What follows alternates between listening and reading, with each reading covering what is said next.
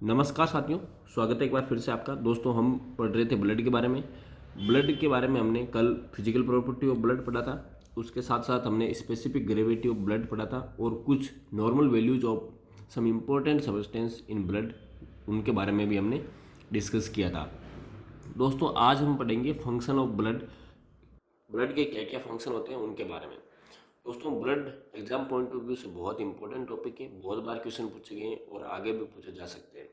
बात करते हैं फंक्शन ऑफ ब्लड के बारे में। तो सबसे पहले ब्लड का जो फंक्शन रहता है वो रहता है ट्रांसपोर्टेशन का। ट्रांसपोर्ट क्या करता है दोस्तों? ब्लड ट्रांसपोर्ट करता है गैसेज को, न्यूट्रिशन को, प्रोडक्ट, वेस्ट प्रोडक्ट को और हार्मोन्स और हीट को भी ये ट्रांसपोर्ट करता रहता है।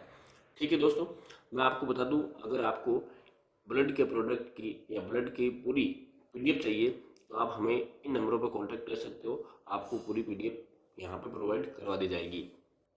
फिर बात करते हैं सेकंड। तो सेकंड है रेगुलेशन। किस किस का रेगुलेशन करते हैं दोस्तों? Blood help in maintain homeostasis. Homeostasis means हम सरल भाषा में कहें तो रेगुलेशन ही होता है, किसी चीज़ का बैलेंस बनाए रखना। रेगुलेशन किसका करता है दोस्तों? वाटर का बैलेंस बनाए रखता है, साथ साथ में एसिड बेस का बैलेंस भी बनाए रखता है और टेम्परेचर रेगुलेशन में भी ब्लड की मुख्य भूमिका रहती है। फिर बात करते हैं दोस्तों प्रोटेक्शन। प्रोटेक्शन किस किस का करता है दोस्तों? प्रोटेक्शन करता है ये हमारे जितने भी एंटीबॉडीज रहते हैं उनको ये एनकलप करता है या उनसे लड़ने की हमें शक्ति देता है। जैसे कि WBC रहती है ब्लड के अंदर, वो एंटीबॉडीज प्रेजेंट रहती है हमारे ब्लड के अंदर। Protect us by infectious agent, वो हमें इन्फेक्शियस एजेंट से प्रोटेक्ट करते हैं। Protect from excessive haemorrhage by clotting, ये हमें एक्सेसिव हेमोरेज होने से भी प्रोटेक्ट करता है क्योंकि इसमें क्लॉटिंग फैक्टर जैसी कुछ होते हैं, वो ब्लड को क्लॉट कर देते हैं। आगे हम पढ़ेंगे क्लॉटिंग फैक्टर के बारे में।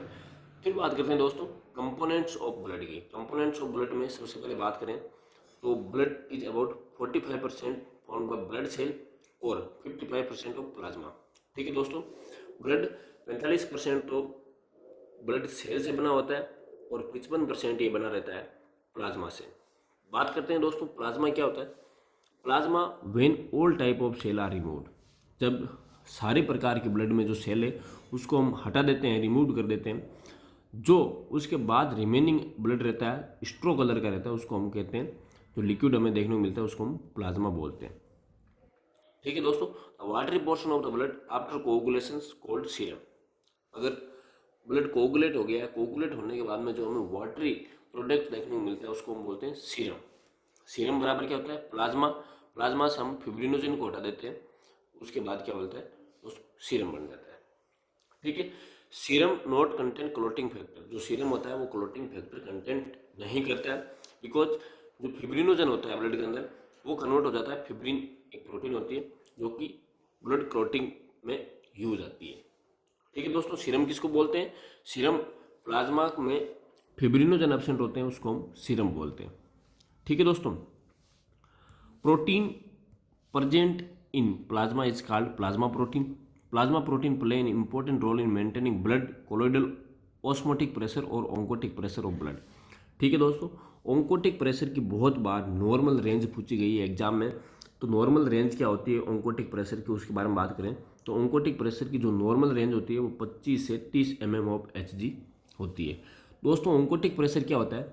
ऑन्कोटिक प्रेशर ऐसा प्रेशर होता है जो ब्लड को कैपिलरीज के अंदर रहने के लिए प्रेरित करता है या उसको बांध के रखता है कैपिलरीज के अंदर। जो वाटर है उसको वापस लीक नहीं होने देता है, उसको हम ऑन्कोटिक प्रेशर बोलते हैं। Albumin is smallest and most numbers of protein play major role in maintaining oncotic pressure. अब ऑन्कोटिक प्रेशर को सबसे ज़्यादा मेंटेन रखने में जिस प्रोटीन का रोल रहता है वो होती है एल्बुमिन प्रोटीन। ठीक है दोस्तों, plasma protein are synthesis by hepatocyte except gamma globin protein. सारी प्लाज्मा प्रोटीन रहती है वो सब सिंथेसाइज कौन करता है दोस्तों?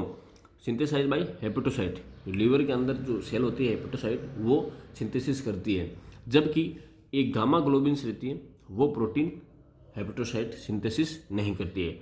ठीक है दोस्तों, आज के लिए इतना ही। कल पढ़ेंगे हम होल ब्लड बॉडी के बारे, बॉडी में जो ब्लड है वो कितने परसेंट रहता है, फिर अदर टिश्यू कितने परसेंट रहते हैं, फिर हम ब्लड में प्लाज्मा कितने रहता है, सेल कितना रहता है, सारी बात कल करेंगे। आज के लिए बस इतना ही। अगर मैं आपको एक बार और याद दिलाना चाहता हूँ कि अगर आपको इसकी ब्लड टॉपिक की अगर आपको पीडीएफ चाहिए तो आप हमारे इन नंबर पर कॉन्टैक्ट कर सकते हो, आपको पीडीएफ प्रोवाइड करवा दी जाएगी। Thank you very much.